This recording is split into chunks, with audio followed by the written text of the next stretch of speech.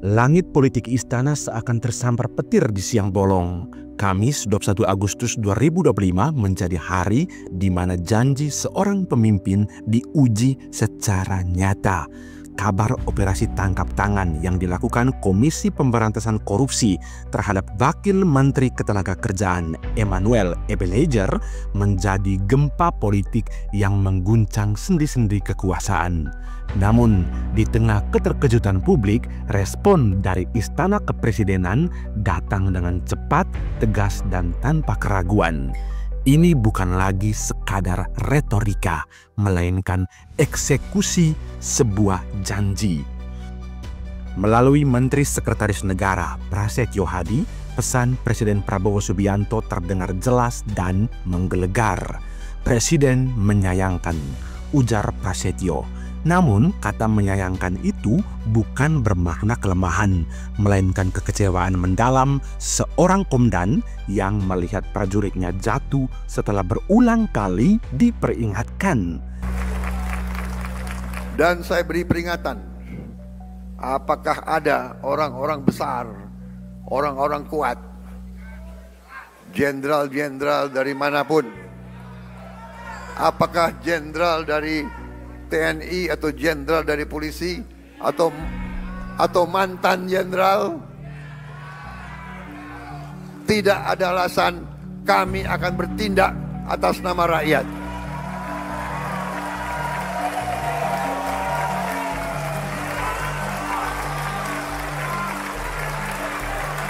Dan sebagai sesama pimpinan partai, saya ingatkan anggota-anggota semua partai, termasuk partai saya Gerindra, cepat-cepat kalau ada terlibat, Anda jadi justice collaborator.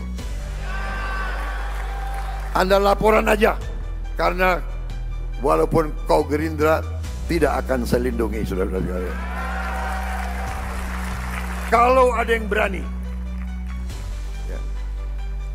saya telah perintahkan Panglima TNI dan Kapolri, kalau Anda mau ke provinsi ini, pakai pasukan dari provinsi lain. Jangan-jangan ada anak buahmu di kebun-kebun itu. Saudara-saudara wakil rakyat, saudara tahu keadaan yang sebenarnya. Benar? Tak ada ekspresi keterkejutan yang berlebihan bagi Prabowo. Ini adalah konsekuensi logis dari sebuah pengkhianatan terhadap amanah dan peringatan yang telah disuarakan berkali-kali. Sikap ini adalah gema dari sumpahnya yang belum genap sepekan diucapkan pada sidang tahunan MPR, DPR, DPD RI Jumat 15 Agustus 2025 lalu. Saat itu Prabowo telah membentangkan genderang perang anti korupsi yang sesungguhnya. Di hadapan seluruh elit bangsa, ia bersumpah tidak akan melindungi siapapun, bahkan kader partai besutannya sendiri, Gerindra. Ucapan itu kini menjelma menjadi tindakan saat palu KPK jatuh menimpa salah satu pembantunya. Prabowo tidak goyah. Sebaliknya, ia memberikan lampu hijau tanpa syarat kepada lembaga anti rasuah. Beliau menghormati proses di KPK dan dipersilakan untuk proses hukum itu dijalankan sebagaimana mestinya, tegas Prasetyo Hadi. Ini adalah sebuah deklarasi bahwa di bawah pemerintahannya, hukum adalah panglima tertinggi, berdiri tegak tanpa pandang bulu, bahkan jika harus mendebas lingkaran terdekat sekalipun. Prabowo sadar betul bahwa pemberantasan korupsi yang efektif harus dimulai dari pembersihan di dalam rumah sendiri. Ia berulang kali menegaskan bahwa niat utama pemerintahannya adalah bekerja keras memberantas korupsi, dan itu harus dimulai dari para pejabatnya.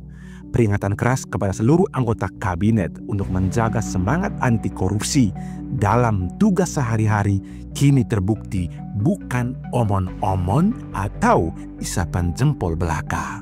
Nasib Emmanuel Ebelezer kini berada di ujung tanduk. Istana menegaskan akan menunggu status hukum dari KPK dalam 1 kali 24 jam. Namun, pesannya sudah final. Jika terbukti bersalah, proses pergantian posisi Wakil Menteri Ketenagakerjaan akan segera dilakukan. Tidak ada tawar-menawar, tidak ada lobi-lobi politik. Kesalahan harus dibayar dengan pertanggungjawaban. Beberapa saat yang lalu, beberapa tahun yang lalu, kita mendapat laporan ada ribuan, ada jutaan perkebunan kelapa sawit yang melanggar hukum, yang menyimpang regulasi. Ada yang membuat perkebunan di hutan lindung. Ada yang tidak melaporkan luasnya perkebunan mereka. Ada yang dipanggil BPKP tidak mau datang. Kami terbitkan Peraturan Presiden nomor 5 tahun 2025 tentang penertiban kawasan hutan. Dan pada hari ini saya melaporkan di majelis ini bahwa pemerintah Republik Indonesia sudah menguasai kembali 3,1 juta hektar dari potensi 5 juta hektar lahan sawit yang dilaporkan melanggar aturan, tapi kita belum verifikasi. Yang sudah jelas kita verifikasi melanggar aturan adalah 3,7 juta hektar, dan dari 3,7 juta hektar, 3,1 juta sudah dikuasai kembali. Saudara-saudara sekalian, perlu saya laporkan juga di sini bahwa ada keputusan pengadilan yang sudah ingkrah 18 tahun yang lalu yang memerintahkan ada kebun-kebun kelapa sawit yang harus disita, tapi tidak ada penegak hukum waktu itu yang mau melaksanakannya. Saya tidak tahu kenapa.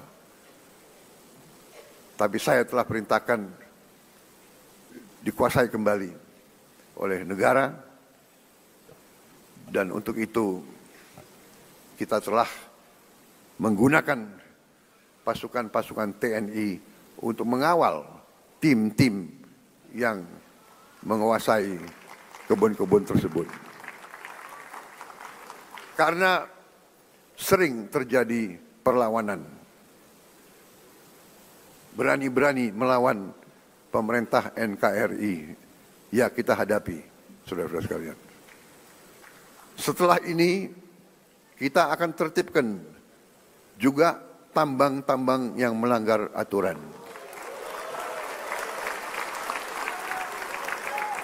Saya telah diberi laporan oleh aparat-aparat bahwa terdapat 1063 tambang ilegal, dan potensi kekayaan yang dihasilkan oleh 1063 tambang ilegal ini dilaporkan potensi kerugian negara adalah minimal 300 triliun. Saudara-saudara sekalian,